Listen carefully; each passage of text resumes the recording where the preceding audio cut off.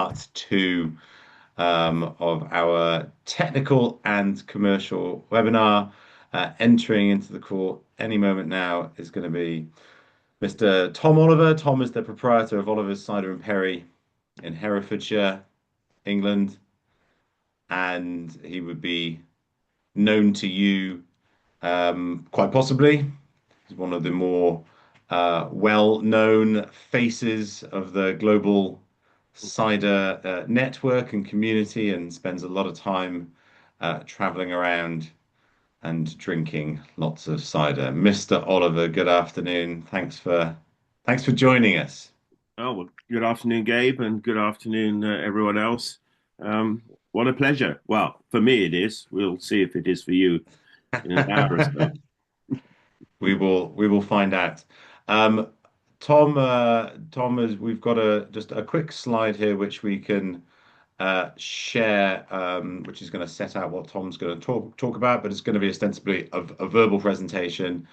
A little bit like with Sigrid, there's going to be the opportunity to ask questions. As Nada, it'll probably be easiest if yourself or Anna, if there was a question, if you were able to sort of come up to the front and say we've got a question in the room, please just Okay, yes. speak over Tom Okay. is generally the best way to get a word in edgeways, like it is with me. And so if there is a question, then please do ask. Tom, I'm gonna get this slide up, which will shows a little bit of context as to what it is you're going to be talking about today. Let's have a look at this. There we go. Tom, the floor is yours. I'm going to have this slide up to start with, and I'll probably think I'll remove it so then we can see your face more easily. But over to you. Okay, good. Well, thank you very much. Good morning or good afternoon, I think it may well be with you. Just so for those that you don't know, my name is Tom Oliver, and I am founder and cider maker at Oliver's Cider and Perry in Herefordshire in England. I'm sure that I know a number of you in the room, and I think a number of you probably already have businesses up and running that I admire very much myself. So I'm going to talk about cider and cider decision making, but through the eyes of myself and my business. And I hope there will be some aspects of it that intrigue you, maybe puzzle you. Please, if you have questions and it throws up things that you would like to follow up on, please get Asnat or Gabe to put them to me. It'd be great. You won't get any slides or anything with me. I'm afraid it's all verbal. So, close your eyes, think of a desert island or whatever else will please you at this moment in time. And if really gazing at my face works, then by all means do that as well. Okay, let's get going. So cider making is all about decisions. And I think in order to follow some of the approaches to and the decisions I make, you need to know a bit about Oliver's. The current state of the business is already a result of 30 years of decisions. Some not so good, some good, and then a decent amount of luck and the support and encouragement of many. Our focus is the making of cider and perry. Though we do have orchards, they only give us about 10% of the fruit we need. So I work with 5 major partner orchards and about another dozen fruit suppliers. And all the fruit is from Herefordshire orchards, pretty much. We sell about 100,000 to 120,000 litres of cider a year in a variety of formats, 20-litre kegs, 20-litre bag-in boxes, 330 and 750ml bottles, and 330ml cans for the most part. And it's all the usual: still, sparkling, any form of sparkling, carbonation, bottle conditioning. There's some Kiev cider. We back sweeten. We do some cider naturally. We do some pasteurized. We do some sterile filtered.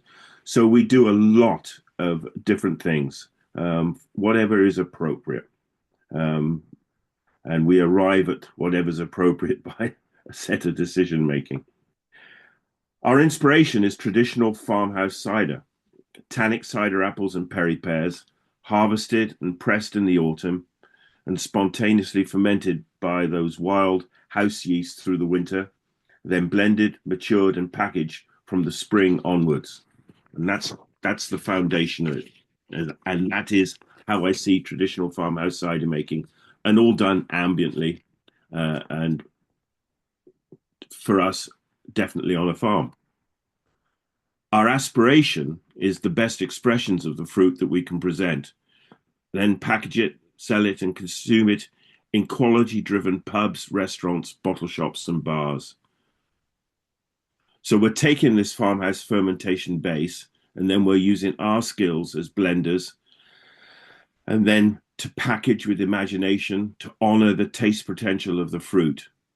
We want to make it inviting, eye-catching, recognizable, and in formats that enable you to sell into a fairly niche market at a sustainable price. So, for instance, we will not be packaging and selling cider in Flint 500ml bottles, because that is a very crowded area in the marketplace in the UK, and there's very vicious price competition. And I'm not really interested in getting involved in that. Okay, how are we doing so far? Okay, running along? Good. Okay, so the business model is currently based on a lean team of 2 full-time plus 1 assistant, with some extra help at picking time. About 80% of our fruit being picked and delivered by other growers. We sell most of our cider to specialist small distributors. That's about 75%. We do some export, which has currently sunk to about 10%. And our direct to the public retail is really pretty limited. We have a shop on the farm that's open for a glorious 2 hours a week. And then we have an online shop, and I think that accounts for about 15%. We attend one agricultural show a year, and we no longer do farmers markets or any other public facing events. Though we are involved in a lot of tastings, dinners at many venues, tours and tastings at our cider house.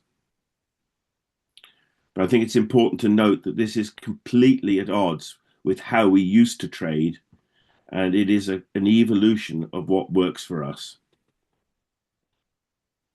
Tom, just on that note, I suppose, how and why has it changed over the years? Well, I think when you start off as a business, you're looking at how you can maximize your returns, and that is by doing direct retail sales, selling it straight to the consumer. And indeed, that is the way to get the maximum return. But I found it ultimately very limiting, because it was both exhausting and frequently not really very lucrative, in the sense that if you did a farmer's market once a month, over those 12 opportunities in the year, you'd probably have 3 or 4 fantastic markets. You'd have 1, 2, or 3 disastrous ones when the weather was maybe against you and everything, and then some average ones. But it never really worked for us. Now, conceivably, we were at the wrong markets, and I know there are 1 or 2 really good ones. But that's just as an example. Ultimately, we wanted more time, I think, to make cider and perry. Yeah. Do you think that at the earlier stages of a business, of an enterprise, that some element of doing the hard yards to be visible and to be known and aware about the producer and about the brand is something that is advisable, even if the immediate and direct economic return isn't huge, and selling those 20 bottles of cider for a hard day's slog at the market seems a bit much? Yeah, I think as you build your business, it is really important, to put a face forward for the business, but it is your best asset. Is getting out there and talking to people and selling it, telling people about it. And I think the best time is when you're starting, because hopefully you're young and you've got bags of energy. And you really you can just soak it up. You can work 7 days a week, and you can really put all the work into it that needs to be put into it. It's of a real benefit. There's no doubt. And I think where we're at is a sort of evolution over time, and age, energy, and what works for you, as we'll Absolutely. discover. Brilliant. Thank you very much. Okay, Please do continue. good. So, of course, by principally supplying distributors, that means that we are getting the lowest margins on our sales. But it allows us to have good control over the workflow and to be able to concentrate on blending, making, and packaging cider as we need. We do utilize contract packing where necessary for small pack and where very expensive equipment would be needed, because we can't justify any installation at our scale of production. And there are a number of packing facilities open to us. So we have a choice of partners. And it's also an aspect of this that sometimes disturbs me a little bit, in that consultants and banks will encourage people, to maybe borrow money and set up fantastic canning lines, bottling lines, and other such things. But you need to, in my mind, be really careful, because quite often that leads you to become a contract packer for other cider makers. It takes you away from what your focus should be, in my eyes, and that is on making your own cider and introducing your own unique products to the world of cider. If you build and put in a line that you're going to use two days a month, then of course you're going to have to do outside work to justify the expenditure. So I just think it's something you need to question quite hard. The timing of putting these things in, I think, is really important.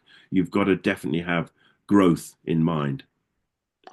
So for us, I wanted to do a little quick SWOT, something I never ever do, but I thought I'd have a look at this now. So strengths, weaknesses, opportunities, and threats. Well, strengths on our business at the moment. I think obviously one of the strengths is myself. I've got a palate. I have a good imagination. I have a determination, and I'm a patient man.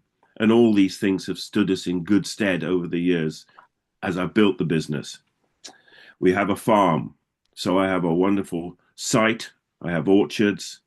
I have a direct connection with the land, and I have the real true foundation for a story that really does exist and happens.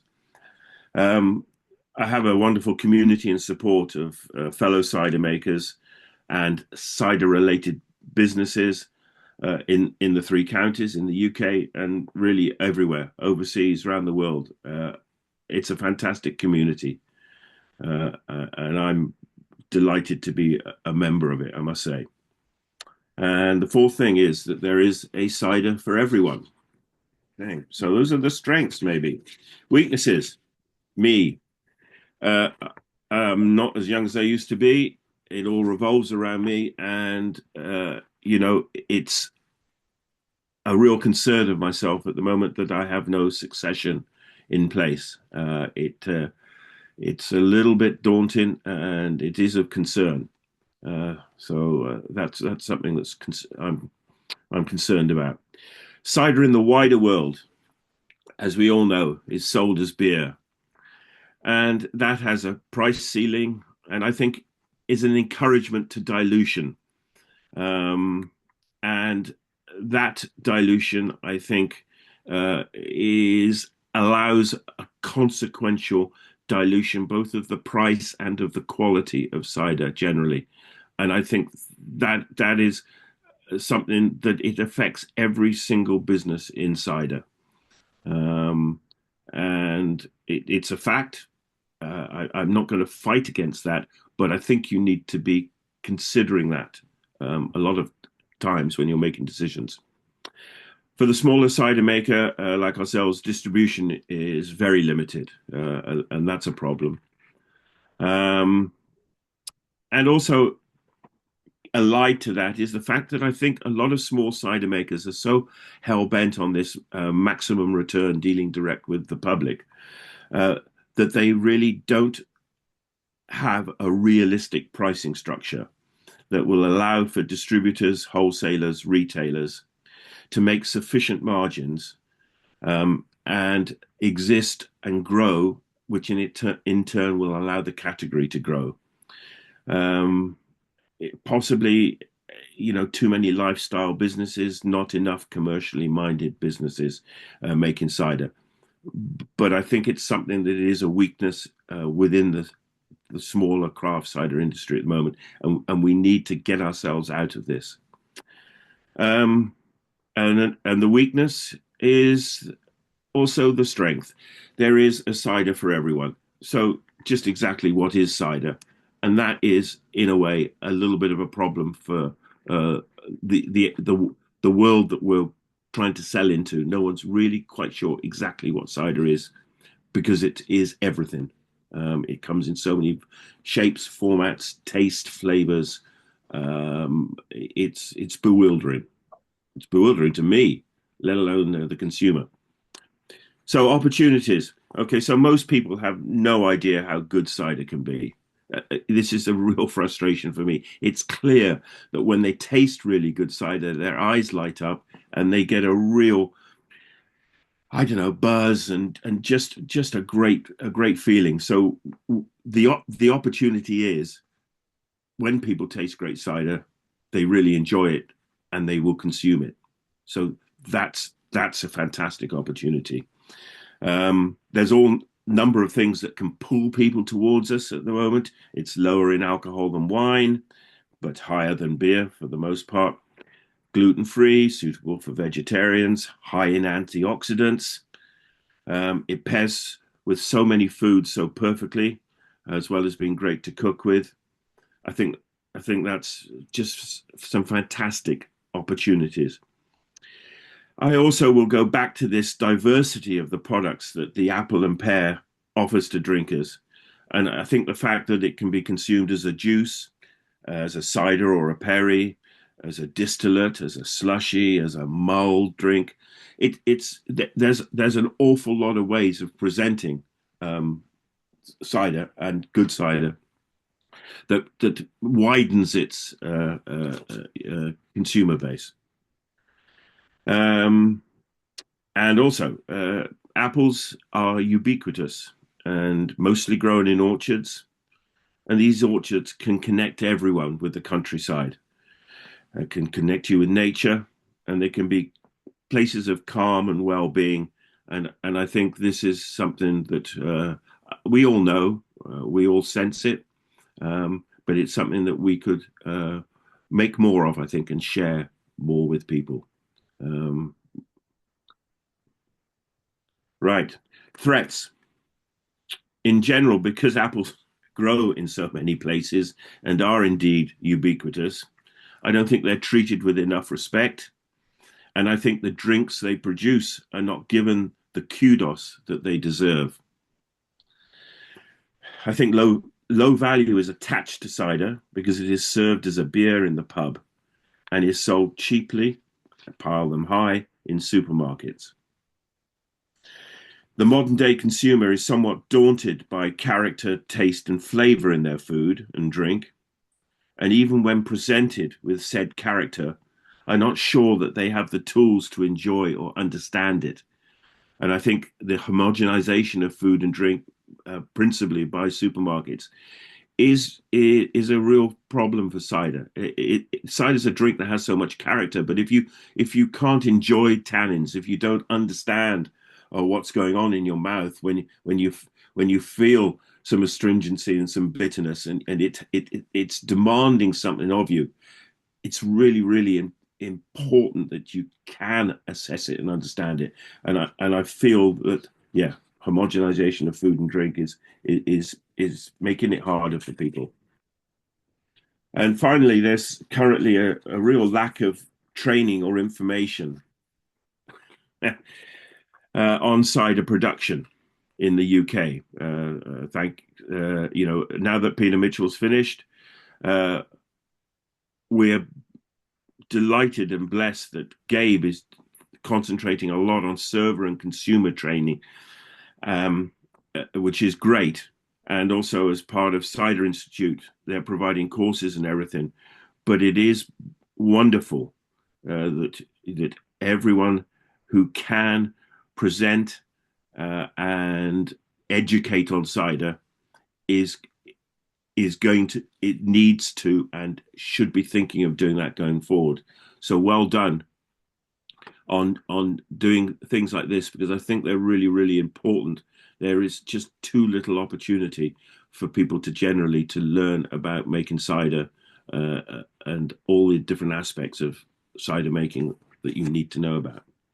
I can just give give a little highlight here that so as Tom suggested, Peter Mitchell, the very famous technical cider making educator, retired at the end of last year, and the as a result of the courses that he's delivered in the USA over the last 20 years, in 2017, 18, there was the establishment of the Cider Institute. It used to be called the Cider Institute of North America. They're now just known as the Cider Institute, which I think is giving a clue to the fact that they are desiring to expand their influence.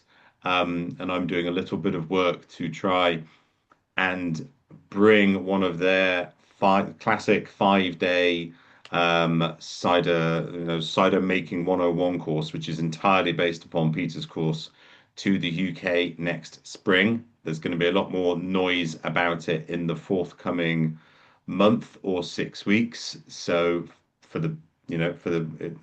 great to say that absolutely excellent, truly technical cider education is going to be available in Europe come next year, and hopefully there will be an uptake for these courses as there were for Peters from people all over the world. So hopefully there is still a path ahead. Yeah, I think that's great. It's really positive, and I think I was very concerned. I think when Peter finished that it was extraordinary that there was no one else in the UK who felt like stepping into his shoes. But there we go. That's great news, Gabe. Okay, so decision making. Well, I think I've made a lot of decisions already, and some of you may think they're good and bad, but we're now going to talk about some more decisions that we're making. So fundamental to the decision-making process is this, that the really important decisions are ones that affect the taste, flavor, and character of the drinks we make. To me, that's absolutely crucial. Those are the important decisions. There are lots of other decisions, financial, etc., etc., etc. But the really, really important one for me is the ones about the taste, the flavor, and the character of the drink, because that is what's going to keep you in business and sustain you in business and take you forward. It's very important. Other decisions, less important. Okay, so the style of cider we make is best described as a reflection of place, me, and time. The place is where we allude to terroir, to the orchards that produce these wonderful tannic cider apples and perry pears. And we're talking Herefordshire, the farm, and the cider making traditions of the area. That they very much influence the style of our cider. Me and my cider making skills, blending abilities, my observation and reading of the worldwide cider market, a determination to always look to the future, and a belief that you are really only as good as your next cider. So I think the place and me are very much responsible for the style of cider. And then time in the form of patience in cider making, and also taking the long view on things, and that we are in it for the long haul, and that we can afford the time to make products that take time to come good, to come right, to condition properly, or to mature or age sufficiently. That we are not looking to solely exist in this fast turnover world, which is a world that cider can exist in and is fine.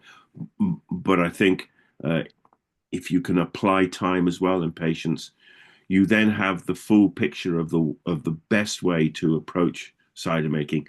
And these things really, for me, dictate the style of cider. So place, me, and time. The flavor profile decisions. So we look to create cider with a tannic backbone, flavorsome, balanced as needed, and expressing the fruit as best we can. And this is really, once again, going back to the fundamentals. It's based on the apple and pear taste potential that we are responsible for realizing. And that comes about through two phases in the year, I feel.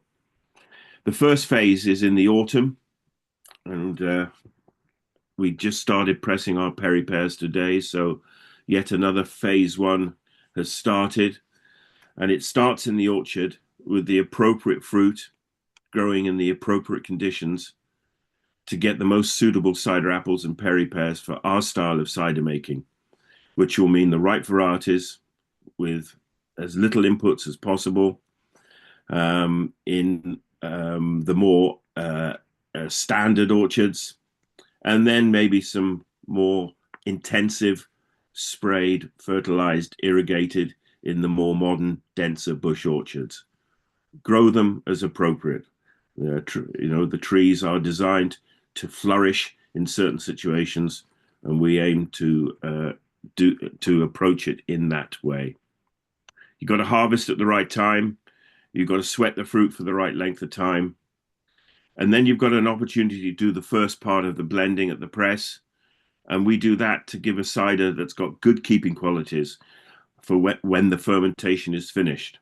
And that means that it must have good levels of tannin, good acidity levels, good alcohol levels, and then that cider will keep itself once it's fermented without any need for temperature control or any other thing. It will ambiently keep itself in airtight containers. So that's cider, that's farmhouse cider, and that's the first phase of everything. Right. So, as you can see, we've already made many decisions about the fruit and how we're going to grow it, and when we're going to harvest it, and how we're going to harvest it, and then what apples we're going to blend with each other at the press. But all of this is building to making the ciders that we want to make.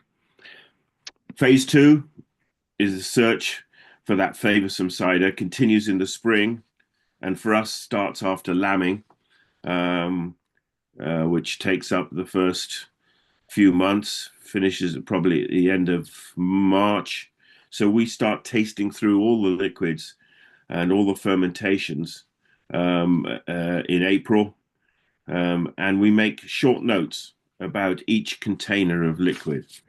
We make a note about the color, maybe the turbidity, the brightness, the finish, whether it's finished or whether it's still a work in progress, the aroma, the flavor, the mouthfeel, the finish in the mouth, and the faults. So from these very simple, easy notes on everything, we start to look at how we will approach the blends. As we go round, of course, we'll also notice that some may be perfect drinks in their own right at this stage. We may have, by accident or on purpose, blended something perfectly at the press, so that in the spring it's just as it should be and ready to package. Fantastic. But I think quite often, more likely, we'll have ciders and perries that are really not anywhere yet, that need more time. And so we just put the bung back in, and we'll leave them for another 6 months before we go away, and while we go away and come back and look at them later in the year. And then, of course, there are always the ones that for whom there may be no hope. Um, we hope that there are no hope liquids in the spring, but if there are things that we will not salvage, then we'll have to pump them away, unfortunately. Um, okay, Tom, can I pause you there briefly yeah. and forgive me if you might be imminently going to come on to it. Um, you make a range of different let's call it styles of cider from a packaging perspective, as you said, and as we'll learn from a route to market perspective. And for anybody who knows the types of ciders that you make, or the ciders that you might be most synonymous with, some of the bigger bottle, um, very unique from a single variety, a single crop, definitely a single year. So very singular, individual, idiosyncratic products. But do you have in mind, either at the pre-harvest or pre-spring blending, about a range and a portfolio that you need to sort of fulfill? Are you looking for a certain volume to be your kegged ciders, or some of the canned ciders, or that's going to be the farmhouse cider? Do you have anything in mind, or are you just doing everything on the hoof? Um, I think it would be wrong to say that I don't have it in mind, uh, but I think at this stage we're still um, open to interpreting what it is we're tasting. Um, I'm I'm I'm going to allude to certain characteristics later that I think are useful pointers for making these decisions on these blends. But it is, I think it's really, really important to assess the ciders for their own characteristics. So you frequently, I can, we can press some apples, and we just think, oh, it's just, they're just apples. They're good examples of whatever they are. But I've not got any great expectations for this. And then you try it in the spring, and it just tastes like the most vibrant, lively, beautiful thing you've ever tasted, and you go, oh, where did that come from? Why didn't I spot that earlier? So I'm always just trying to assess things for what they are, not for what I hoped they'd be, imagined they might be. And just because it's a Kingston Black, it doesn't mean it's going to be a good cider. Um, Kingston Black is for me a real one that I really struggle with. I very, very rarely do a single variety Kingston Black because I don't seem able to get from it what's really needed.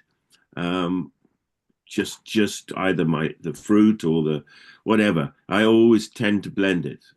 You're just a terrible cider maker. I think that's what it probably is. that, It's that, just that, you that's just it. try harder. A few Can't more quite years and you might be there. quite grasp what he's doing. But it is interesting. There are some varieties that maybe don't lend themselves to my approach.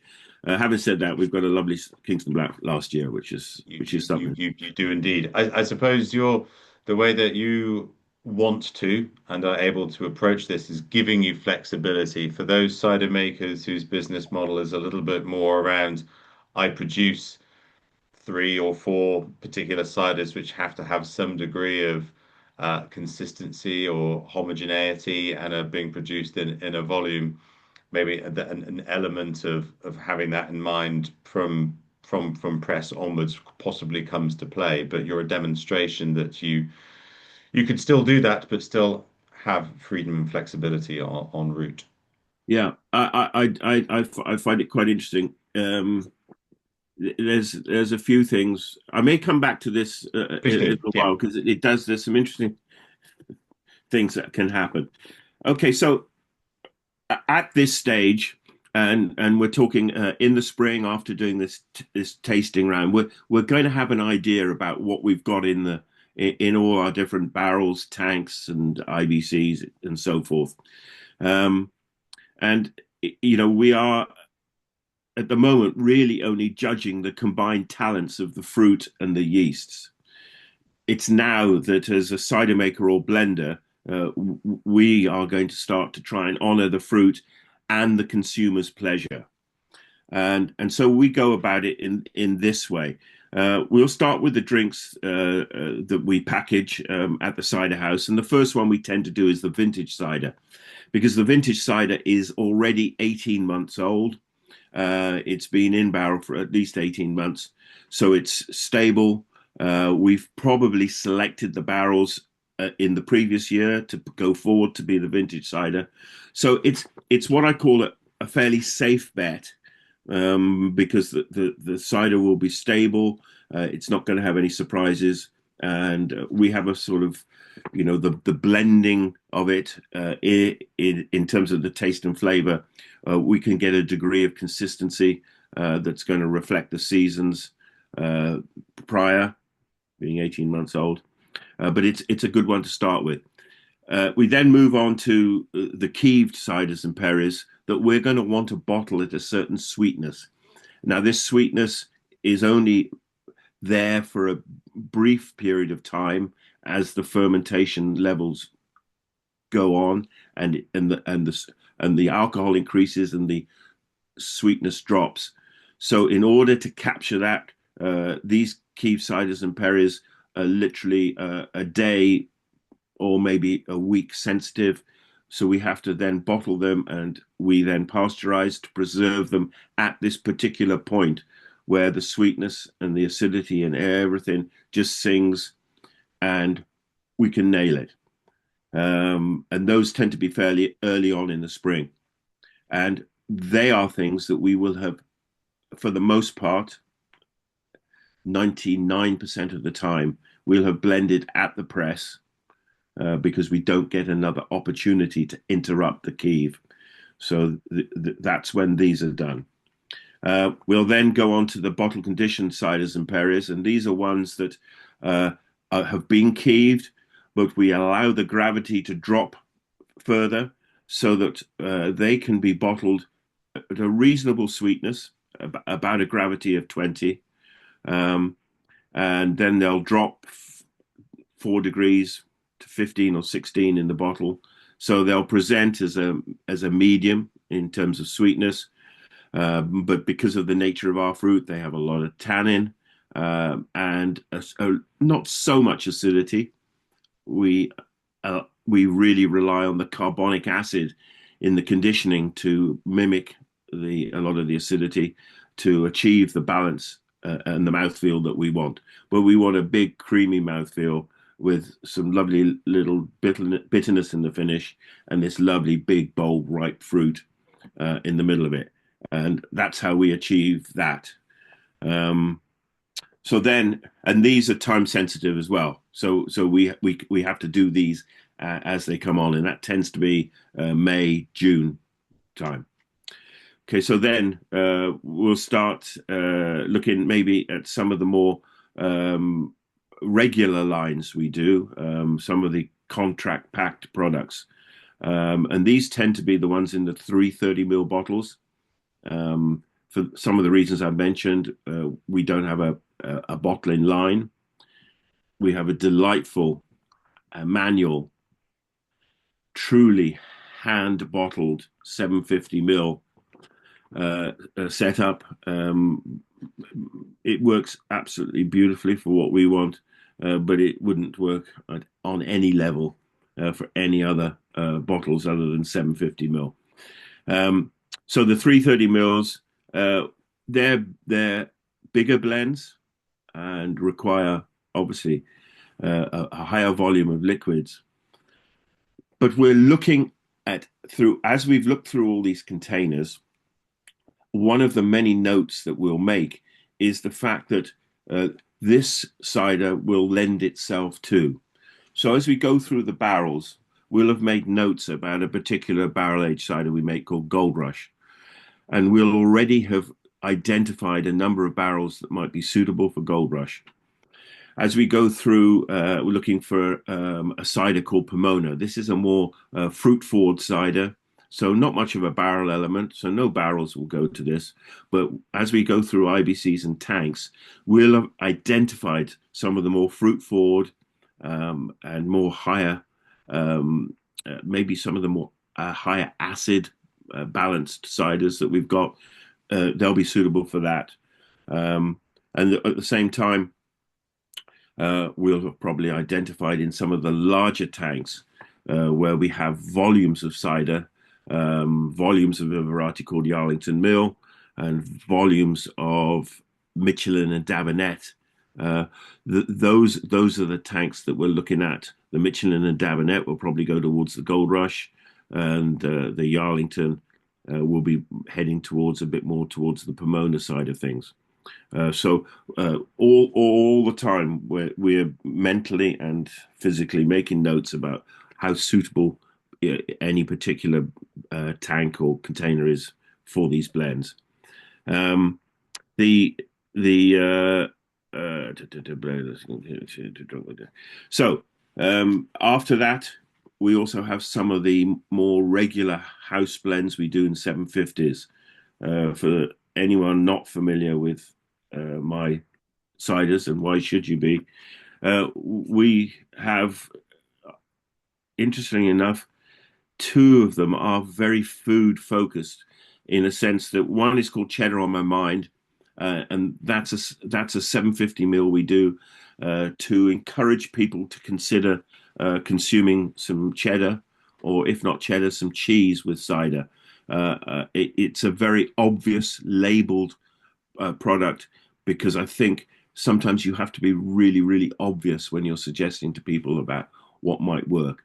And this is an interesting cider in the sense that Cheddar on My Mind has existed as a sparkling dry cider, a sparkling medium cider, and a sparkling barrel aged cider. And all three of them are quite different ciders, but all three of them seem to work well with cheddar cheese. So I think that's an indication maybe that cheddar cheese is a very flexible, wonderful cheese for pairing with cider. Another one that we're making now on a regular basis will be called Prove It, and this is a cider to go with donuts.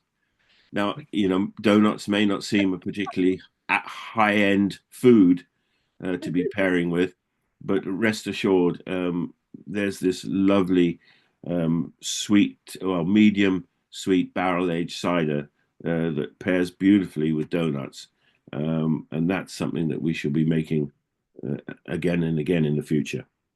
Anyway, so what I'm really just trying to say is, as we go around, when we taste things, they suggest to us what it is they want to be, and this is something that I obviously have bought into and understand, but it's also something that Jarek, who's been with me 19 years now from the Czech Republic, and who is a dyed-in-the-wool lager drinker, but now does finally, thankfully, understand what a pear looks like, what an apple looks like, and has developed a really, really good palate that I can rely on.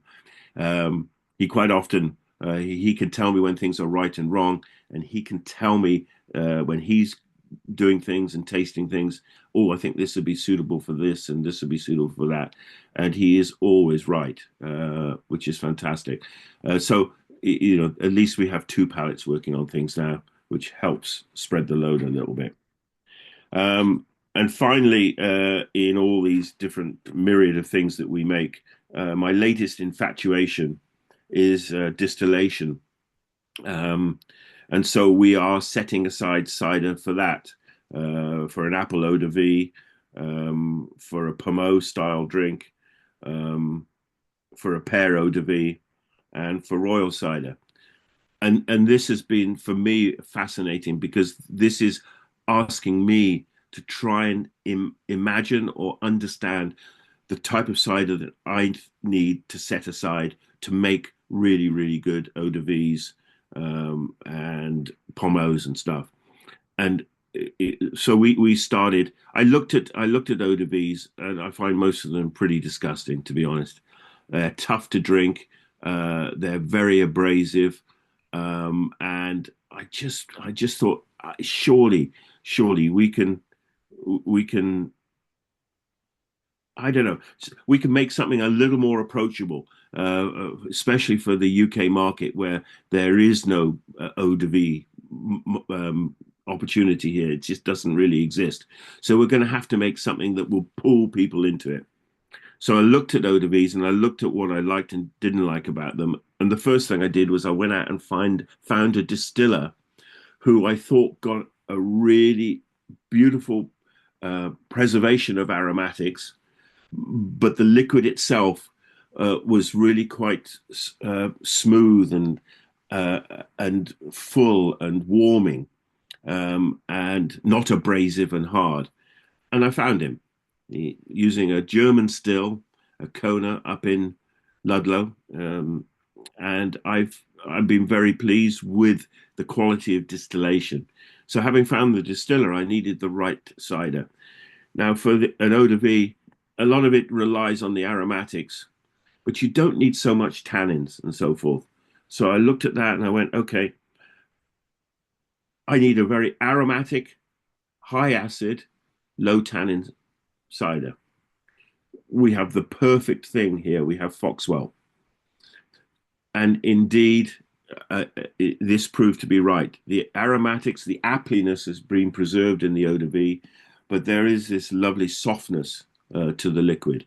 So this to me, I hope it's an example of how we thought about what we were going to do. This is all brand new to us, and yet it has resulted in a great liquid.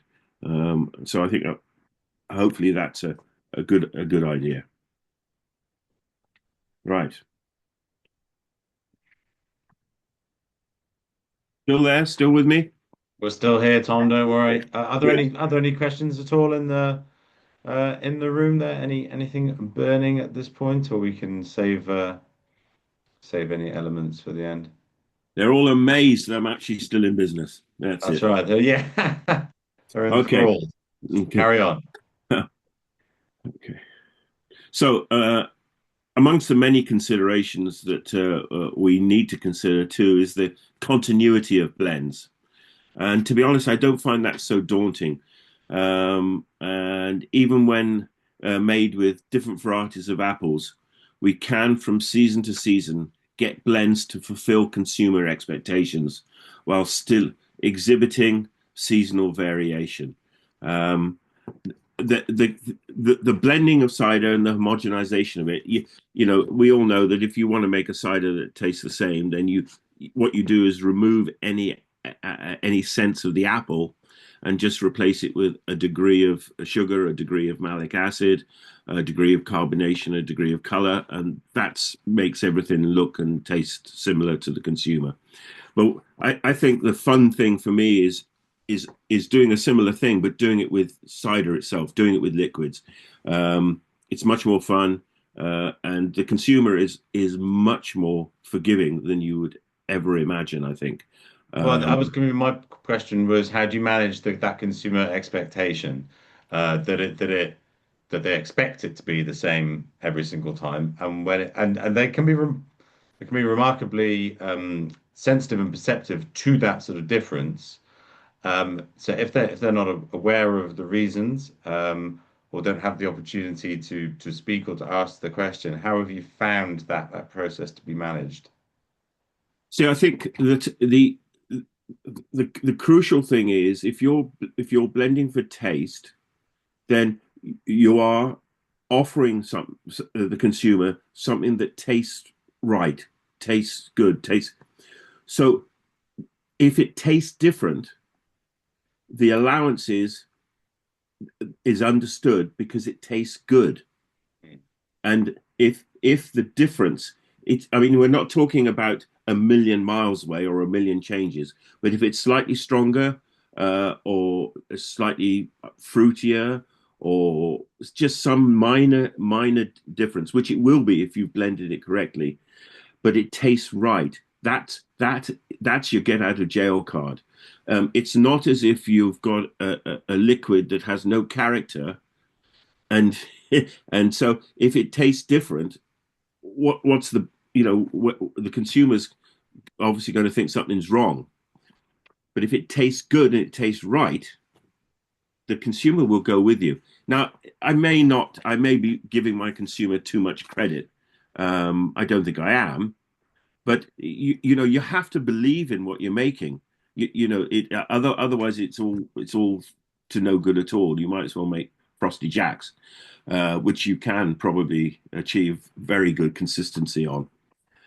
Um, I suppose the what you're describing, of course, facilitates the opportunity to for you to tell the story of the nature of these trees, these orchards, these apples are different year on year, just like grapes will be, and that these wine vintages. Not that you're trying to say that this is a wine or even like a wine, but you can consider that it has variation, that it is natural, and that that's something to celebrate.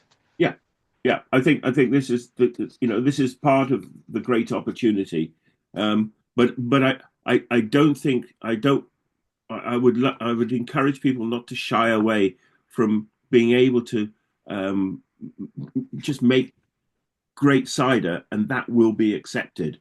That's the thing that they want to be most consistent, is that it tastes great, not that it's like nailed the same sweetness, nailed this and that. My consumers want it to taste great. Um, Obviously, you know, I'm not talking for every Tom, Dick, and Harry and consumer in the world, but my consumers just want it to taste great. That's the arrangement between the producer and the consumer for most of my And consumers. given that the folks who are dialing in and who are in the room are not making cider from concentrate in 300,000 litre fermenters, I'm going to say that they're probably of alignment with you in that endeavour to try and make great ciders, and their drinkers want them to have great ciders. So it has a lot of synergy. Okay, good, good. Um, ABV for me will be very much dictated by the blend, and each season and batch may vary. But once again, you can do things to help your course. One of them is this: um, for a lot of draft kegs and stuff, we need lower ABV drinks. We need something. In the UK, it's between 5 and 6%. You've got to have. They'd love it to be 4, but I don't think I'll ever satisfactorily achieve that. So I'm attempting to achieve between 5 and 6% with just pure juice. Um, and the way that I do that is that we find our younger orchards with the more bush trees tend to give fruit that is lower in sugars and not so characterful as the big old trees in the standard orchards.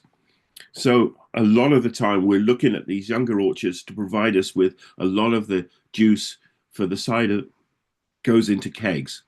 And that's a rule of thumb that is really working very, very well for us at the moment. I know that you will ask the question, when does a young orchard become an older orchard? And my answer to that is, I have yet to find out. But it's not an issue I'm concerned about at the moment. But that's one of the ways that we really, really look at this. The expectation is that the fruit from these young trees will be less characterful and lower in sugars, and it is fulfilling that expectation year on year. So make use of what's happening naturally. I'm a fan. I'm absolutely happy for water to be used for dilution. After all, we dilute our spirits down to 42%. So with water, we don't actually dilute any cider down because we don't have to at the moment. But if I had to, I would, and I would much rather do that than use juice. Personally, and this is my own personal thing about cider, I like my cider to taste of cider. And I find as soon as you start adding juice to dilute, or maybe even sweeten sometimes, it changes the nature of the drink. And absolutely nothing wrong with that. I'm not telling anyone that's a bad thing to do or at all. It isn't. It's a great thing to do. But for me and the way I make cider, I need it to taste like cider. So water's a better diluter, as far as I'm concerned.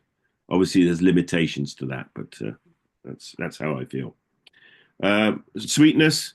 Once again, I think you're probably going to anticipate that I'm going to say it'll always be by taste, and it's what the cider calls for to achieve some balance in line with the acidity and the overall drinking experience. When we're using a recipe approach and we're adding sugar, we're always balancing with our preferred acidity, which isn't malic acid. It's a Foxwell cider. That's our tool for acidity all through all our ciders. And we're always judging balance in terms of sugar and Foxwell. And that's just done by experimentation. It's the only way. Try it. Lots of tubes, lots of jugs, lots of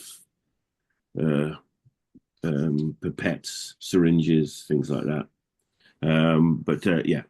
Find out your balance point, and that's how we do that.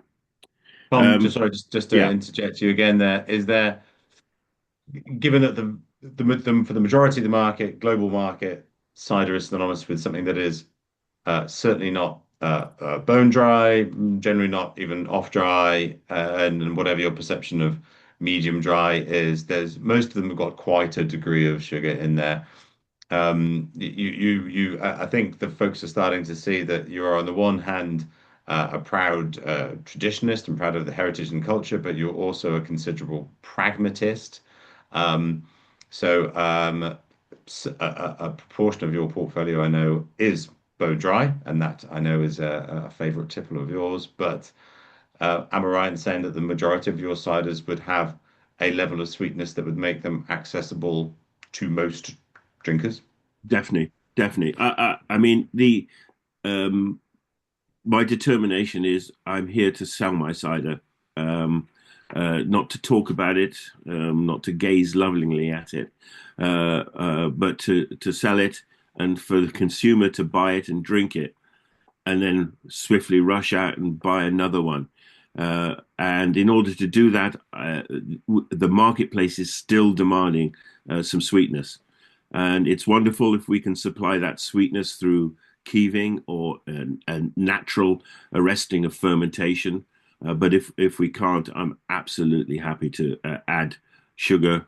It's always in the form of granulated sugar back in because we I'm happy with that, and that may not be approved of in some quarters, and I'm happy in that too. Very good. So packaging wise, I've just briefly run through. You'll all know these bagging boxes in the UK, still a real strong area of the market. In fact, I think it's getting stronger.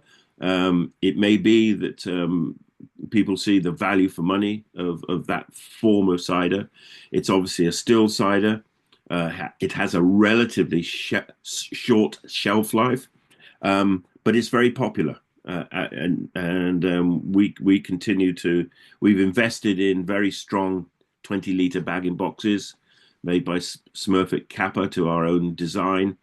They're made of the strongest card, and they have a glossy coating on the outside so that they don't succumb to wet patches and things like that, where you see so many of these boxes disintegrating the minute they get a damp bottom.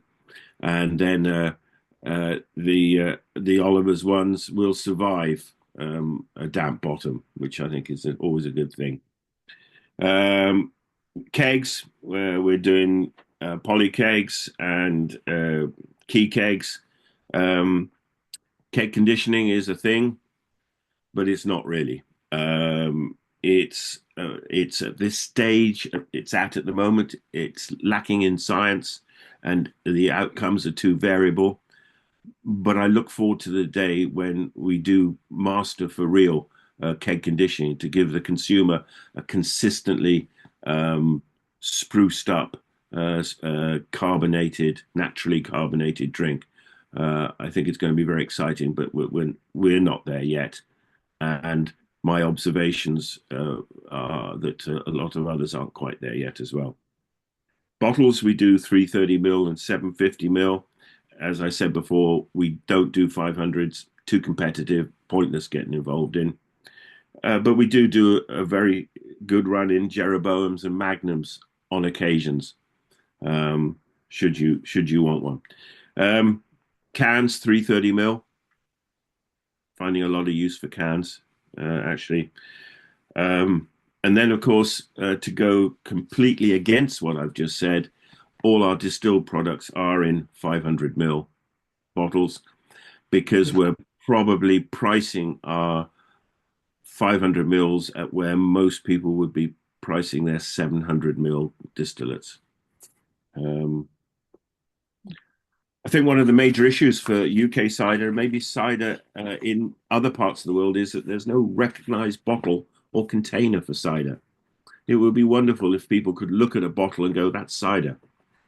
Whereas at the moment, you look at my range of bottles and you think it could be wine, it could be pet nat something, or it could be whatever. Yeah, it's a pity. I think it would be wonderful in this world of recycling and everything if we could get a specific bottle. How am I doing, Gabe? I've got a bit to go. You're doing absolutely grand. You're always on time, Mr. Oliver. Okay.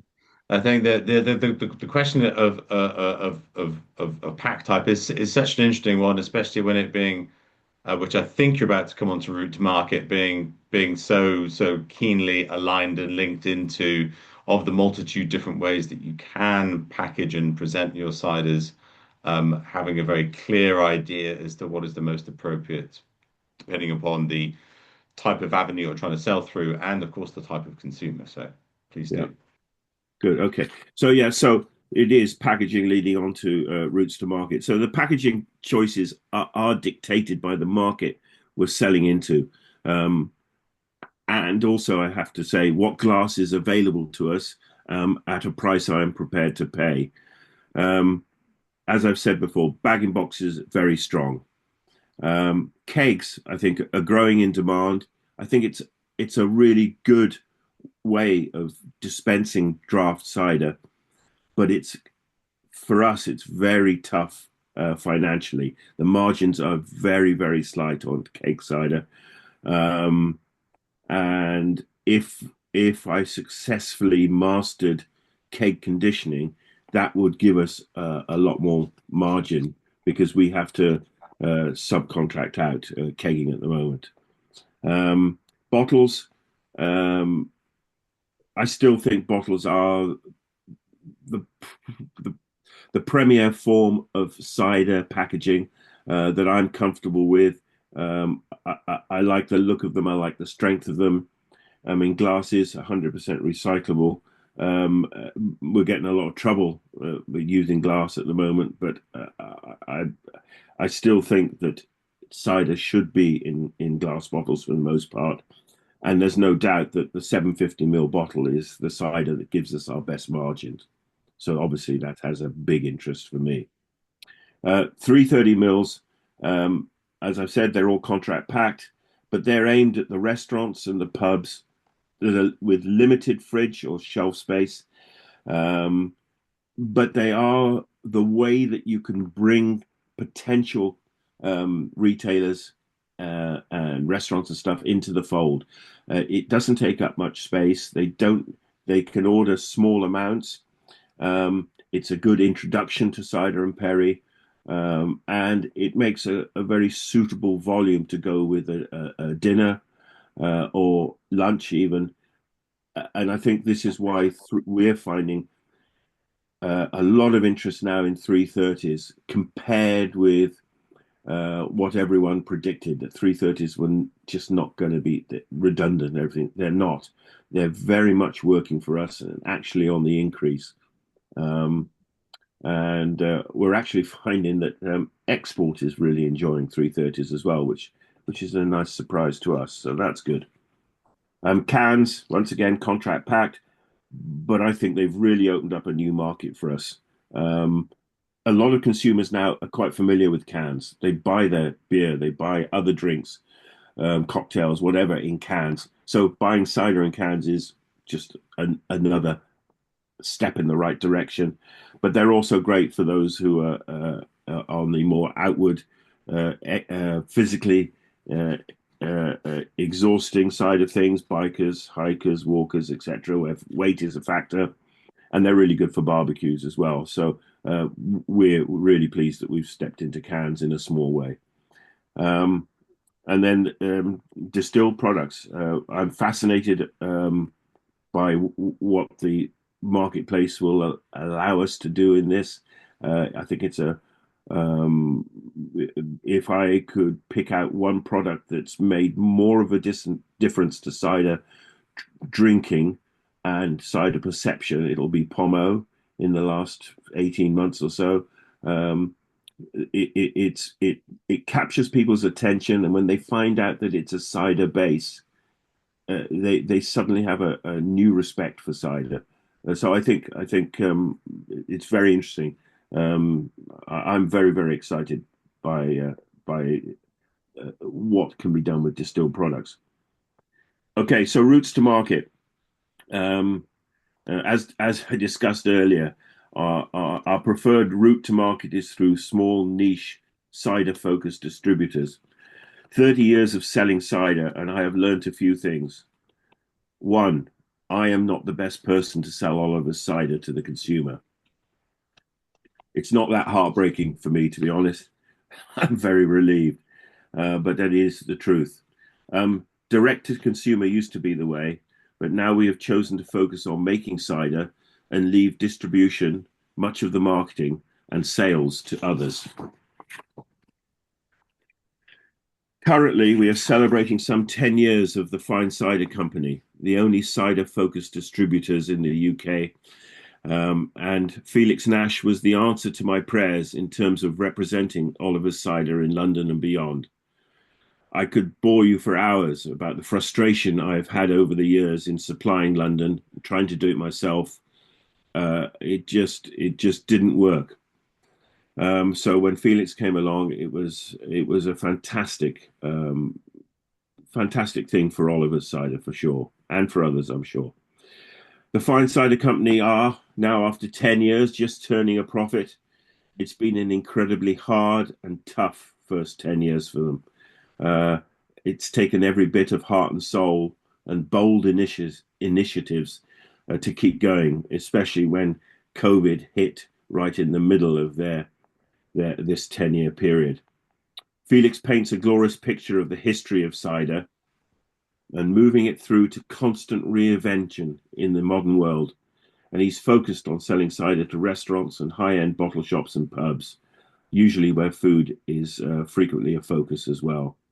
I believe that until we can sustain more than one such cider distributor in the UK, cider will not have arrived. That said, I go back to my biggest concern with craft cider and cider makers, and that's their inability to understand that they have to sell their products at a price that allows distributors, wholesalers, retailers, and themselves to make money. The industry at the craft level is either naive or too greedy in the prices that they think they warrant, but leave too little for those others in the chain. That's really important. While I may not be the best salesperson for Oliver's Cider, I've always believed in touring and live appearances and have pursued that aggressively over the years to support and promote my cider and Cider and Perry in general. And so I've done countless tastings, shows, presentations in the UK, America, Canada, Australia, Tasmania, Spain, Sweden, Netherlands, and Germany. I've loved it. I'll still keep doing it as long as I can. And I think it's one thing that we all can do for ourselves. The world of cider is very warm, very inviting. It is competitive, but I think you'll never find a better opportunity to travel and learn than you will with cider. I think export is a very variable experience. One for us where Brexit and then COVID stunted growth. And now war and tariffs remove Russia and the USA from being easy trading partners. I believe that if Russia stopped waging war, they would be the best export opportunity for cider from the UK and possibly anywhere. Online, I believe, is not quite all it's cracked up to be, but if you can find decent, reliable couriers, then between web sales and cider clubs, it does present another good income stream. Unfortunately for us here on the farm, a tap room or any such thing is not a possibility. But I've managed to scratch that itch, as they say, by being a partner in the London Cider House in Borough Market in London. And that helps me to understand some of the many challenges of cider and related retail. I'm very pleased to say that it is a very buoyant and profitable outlet. But maybe a lot of that buoyancy and profitability is based on its provision of mulled cider in the winter and cider slushes in the summer. But I don't care. It's making a profit and it's showing off cider to best of our ability, I hope. So finally, knowing your consumer.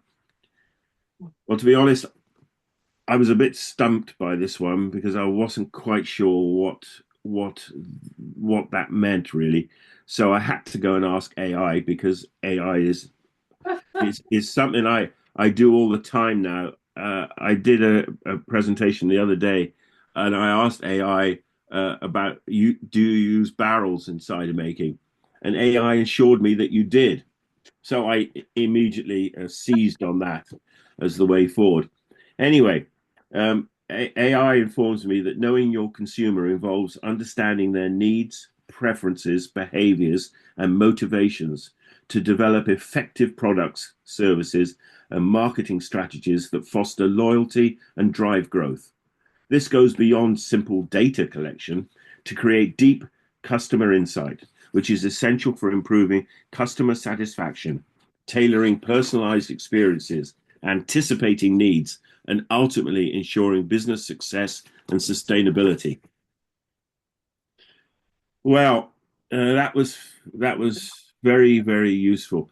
I think in the end, I decided that I didn't really do much of anything to like that. I don't send out mailing lists. I don't cold call people. I don't go to places and try and sell them my cider. I haven't in 30 years, and I have no intention of doing that. If people come to me, that's brilliant. I will do all I can to help sell my cider to them. But I've always believed that I am not the best person to sell cider. So I will leave that to Felix and to Hard Press Cider and to Pig's Ears and to the Real Owl Company to do the selling for me. Um, I think they know their customers. I know my customers, and I think, as I've said, they're a fairly broad bunch, tolerant bunch. What they want is just cider to taste really good. And I hope that I managed to achieve that for the most part for them.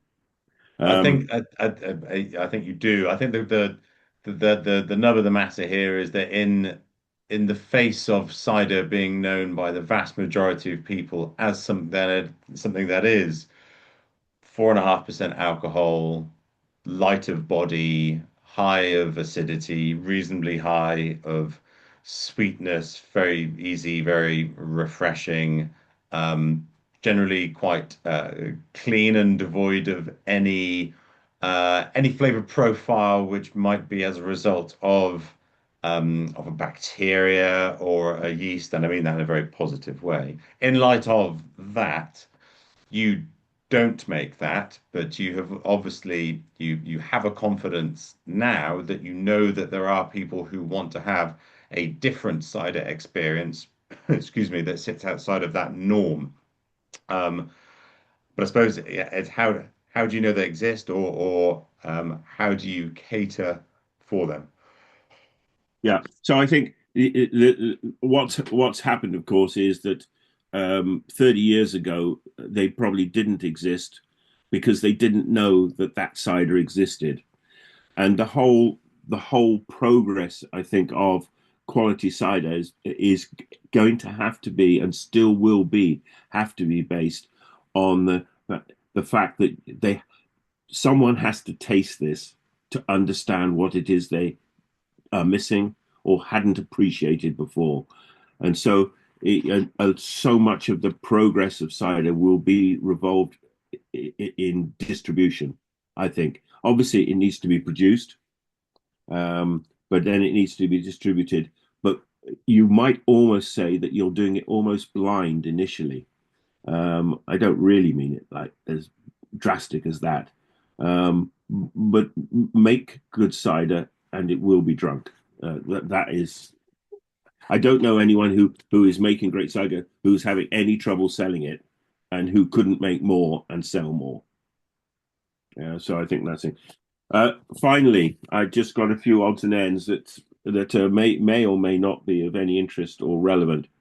But I find taking interest in the trends of other drinks categories through media, social media, podcasts, or personal discussion is really, really useful.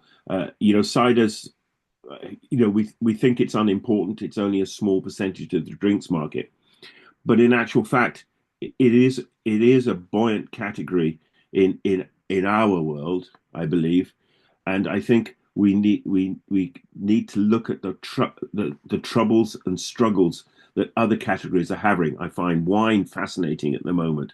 It's almost eating itself, it seems to me. Champagne is having some interesting moments. Bourbon is having interesting moments. It's fascinating to see what we think are big and established and impenetrable categories having problems and having moments. And I think it's sort of sometimes a little reassuring, and also it's interesting because where they're struggling, we might have opportunity. I think it's no doubt in my mind that in the UK, we I don't feel any government love for agriculture or small businesses, despite what anyone might say. So I think an awareness of legislation in terms of recycling, sugar taxes, labeling, duty, export import paperwork, extended producer responsibility to do with plastics in this country. It's getting wearing and huge and all that. But please, every country has its similar struggles with paperwork and everything. Please wade through it. Please try and not let it get on top of you and ruin the wonderful experience that cider making is. But I'm afraid they seem to be content to keep dumping more and more on us and giving us less and less opportunity to understand it. And I begrudge them it. But there we go. Oh, the next one. The arrival on the scene of the Ciderologist was one of the great stepping stones in the world of modern cider. I am so thankful, as I am for every book that is written on cider.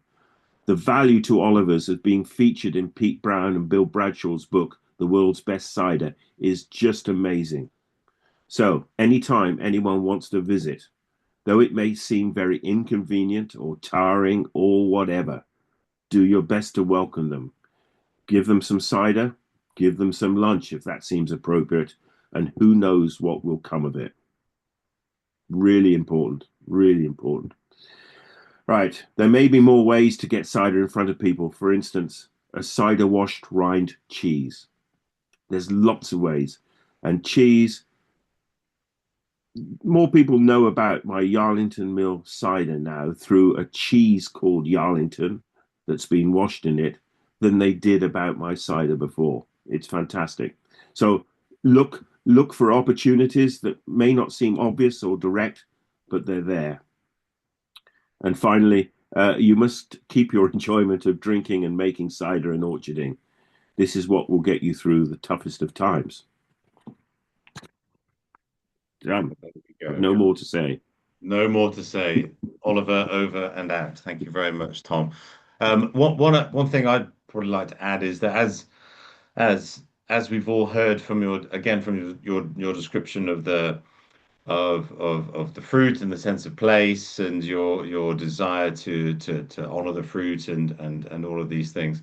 I think where you have great success is that you are this traditionalist and making these farmhouse drinks, but you also are a pragmatist, not just in terms of range of types of packaging, but some of the products that you make do sit outside the classics. You do a hopped cider. You do a perry, which has been co-fermented with beer wort. It's a co-fermented beer perry hybrid in this instance.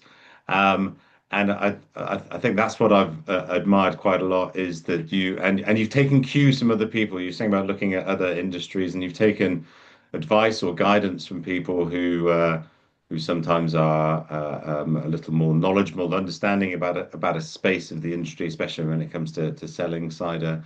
Maybe when it comes to the branding or labeling and things like this, and not being too dogmatic seems to be something that has put you in great stead over the years.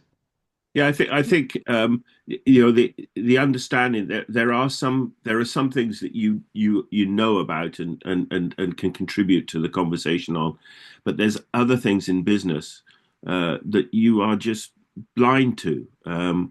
And you know, for me, labeling was a real impenetrable mystery. And then because it was both a question of what was wanted to be impressive on a label, but also how could I do that on a regular basis with 30 to 40 different products a year, of some of them of incredibly small runs of maybe a couple of thousand bottles, and some maybe bigger runs of 15 or 18,000 labels needed, but none of them massive runs. So the cost of labeling was formidable. So it was with brilliant that Felix engaged with a designer, and we came up with this wonderful foiled, which is not cheap, but simple label look. But we can, by courtesy of a template, make design all our own labels all the time. So we've managed to still keep labels very expensive because they're foiled, but they are not as expensive as it would be if we had to engage a designer for every single label that we made. Because I reckoned that it's £1,000 a label, and I could see 30 to 40,000 pounds a year just going down on label design. Well, with best will in the world, I'm not that good a cider maker. Super. Tom. Yes. Tom, thank you so much. Hopefully there will be a question or two in the room there. Let's have a go. Yeah, I think he talked about Australian importing to Australia. Yes. Any advice, any observations? Yeah, your pallets have got to be. I'd use plastic pallets. That was the first thing I always think when I think of Australia, because they don't want anything lurking in the wood, and you have to have these. You have to get a stamped inspection of your individual pallet for it to go to Australia. So use plastic pallets. It's a market that I thought was going to be expanding a little more than it actually has done. We sent over 2 pallets in 2 separate years, and then I thought we were going to see some growth. I have a feeling that growth might be absorbed within Australia itself, with lots more smaller craft-orientated cider makers, and there is some tannic fruit over there, as well as a lot of juicing fruit, etc. So I'm optimistic. People keep saying, "Oh, we'll bring some more in," but they haven't in the last 12 months. So I'm interested to see how that goes.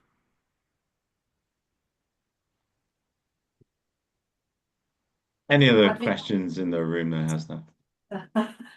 Any other questions? I got one, Oliver, Tom. This, if you have a chance to, if there was a situation if you could choose just 3 varieties of apples, which would you choose? Okay. Am I going to assume that they will grow great wherever you plant them? At your place. Okay. The Foxwhelp for acidity, Yarlington Mill for flavor, and the third one, it's a tough one, the third one, but I think I'm going to say Dabinet for time.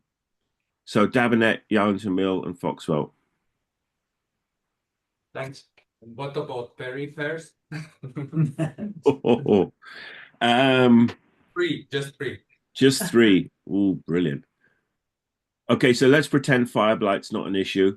Blakeney Red, Gin, and Oldfield.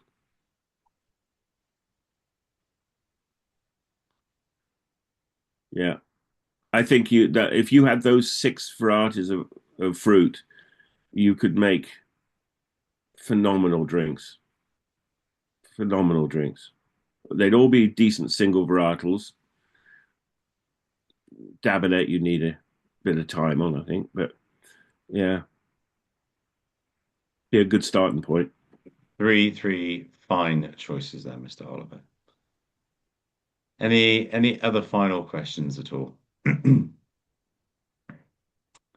I might sound stupid, and I'm not experienced very much in cider and in your ciders. However, I visited the London market. It was great. It was my surprise, but actually I had a question which you answered, already yourself, that it is not a percent. Of course, it is probably also a percentage of the sales, but it's more on investigation what the consumers like, and it's kind of marketing tool for you. Yeah, it's a really important thing that's the last 3 years, nearly 4 years now. I've found it invaluable. Spending time there, both watching people, but also talking to our managers, and seeing the ciders that people go to, the power of a name, of a word that attracts people, the difficulty of weaning people off certain styles of drinks if you're trying to do that. How in the UK we still have a very, very strong liking for draft cider. The idea you walk into a pub and you order a pint, that's still quite a strong driver. And I think also the brutal realization that in a very mixed footfall market situation, that mild cider and slushes will outsell your finest 750 mils. I can't tell you by how much, because it's too galling. But hey, it's whatever makes it work. Yeah. But as a point, I actually would like to point out that it's actually fantastic people what you have hired here, and that's it was my first surprise, really big surprise. They know a lot. Just working in that small corner, they knew all your ciders. They could explain what is what, and they were really passionate. And I don't understand. Do you teach them? Do you train them, or they are just talented themselves? Well, it is a form of indoctrination and severe threats. No, we try and both Felix and me are very keen on informing people, giving them the information that they want. So we get them down to the farm. We get them going around orchards. We try and get them enthused with it and understanding of it, and then we try and keep them abreast all the time of new products with information. And obviously, we have quite a turnover of staff. and that's all. It's a lot. It is quite a lot of work. So, but I'm really pleased that you felt that. I think we still. I think, to be honest, we've probably got 3 new managers now compared with when you called. It's about a 2-year span, we reckon, for most.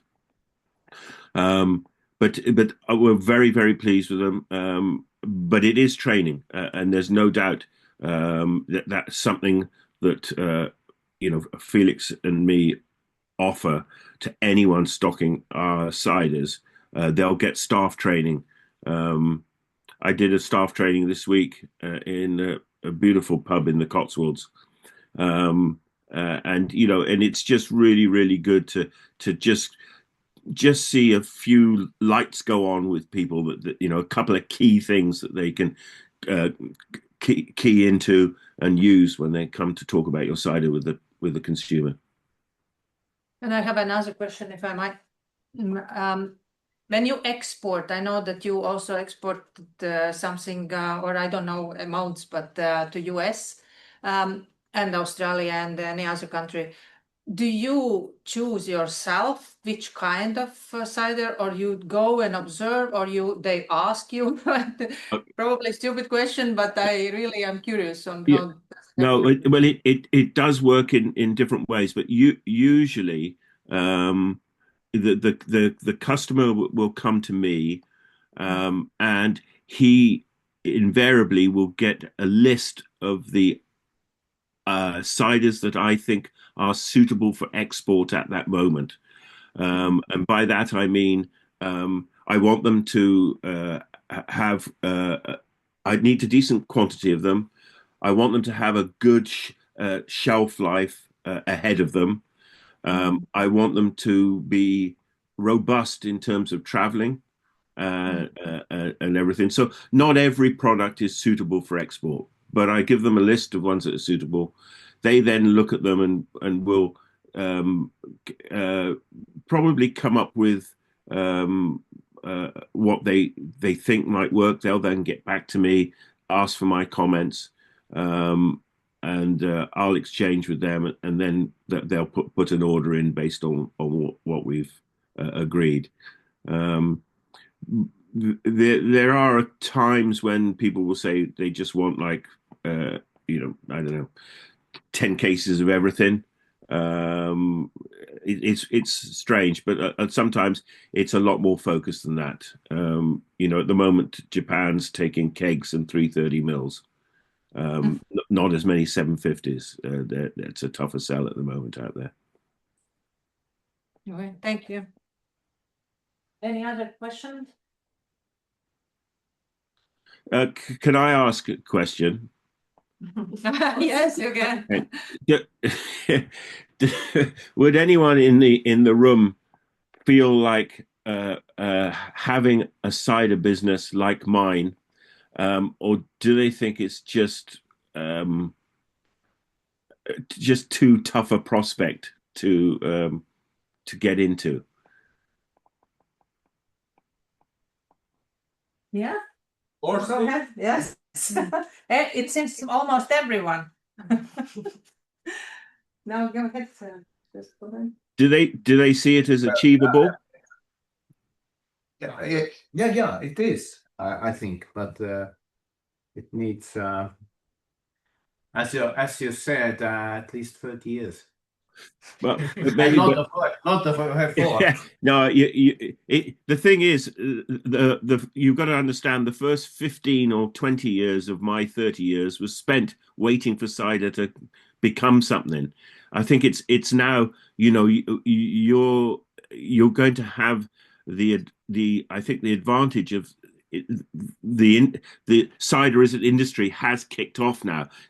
Quality cider, niche cider, fine cider, whatever you call it, is a thing now. And I think it's a matter of now of making it and supplying the market, and being conscious of putting your own stamp on it. find the things that, the varieties that are maybe unique to you, or the ones that you seem to work best or understand with, and the consumer, or the way in to people that works best for you. I think don't ever underestimate what you can contribute yourself to the business. Just we are not coming from the three-county area. Well, that means you haven't got 70 other cider makers within 30 miles of you. I mean, we've got some big, fairly heavy hitters within. I hardly sell any cider within 40 miles of my cidery. Someone else that I answered it. You said that you wanted to run a business like. Yeah, of course. I guess almost all of us are facing the same things in different ways, but The question is, would you do it again? That's a good, yeah. Without a shadow of a doubt, it's been, because in all honesty, I can get quite emotional about this whole damn thing, but I haven't ended up just enjoying cider for the cider's sake, but it's the people, and worldwide, I've got this. Like, we've all got this. Gabe's got this. We've got this lovely, fantastic bunch of people who I wouldn't say I'm friends with everybody. I'm not, but there are a lot of people I really admire for what they're doing and the way they're doing it. But also, I've got lots and lots of friends. It's a really good industry, and I think it allows you to express yourself, but also be competitive. And yeah, I would do it again. The question you should really probably ask me is there anything else I can do? And the answer is no.